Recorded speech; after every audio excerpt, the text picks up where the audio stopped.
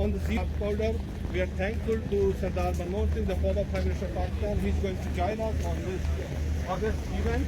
We are really thankful to Mr. Sidhu, who is Sardar Sahib, please tell them, am I right when I say this is the biggest Gurdwara in the world today? Yeah. So this is what I'm going to say. The Prime Minister said that this is the largest Gurdwara in the world, which is now in Pakistan.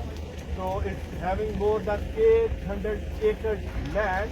And at the time when Guru Nanak Dev Ji lived here for 18 years of his life, he was cultivating the land, and the land was at that time 104 acres.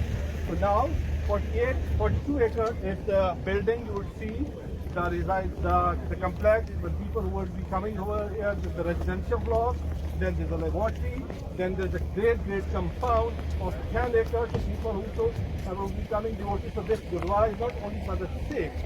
This Gurdwara is for all the human beings. Anyone can come because all the Gurdwaras having 4 doors, which means all the religions.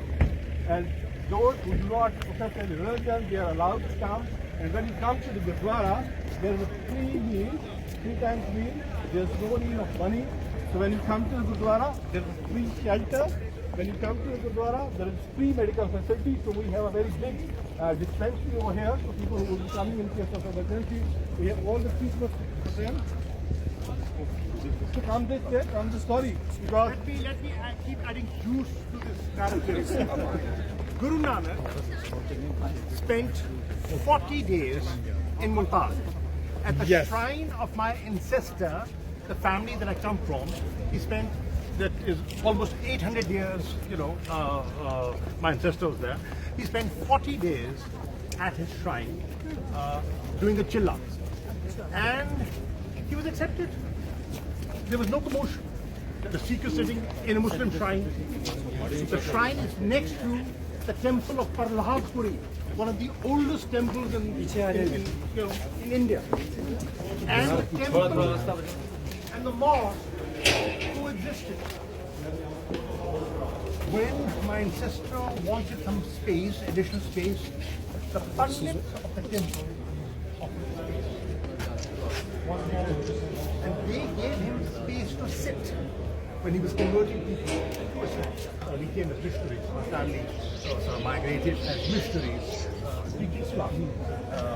But that was the spirit that I call the spirit of Kartarpur that we saw there.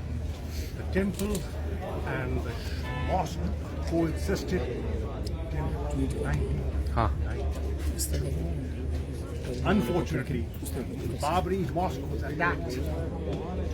There was a religious frenzy and the temple was attacked. And I recall my father in tears when he saw some of the people attacking the temple. He said, "You destroy history. You don't destroy history. The temple and the mosque coexisted for centuries in perfect harmony." Carry on.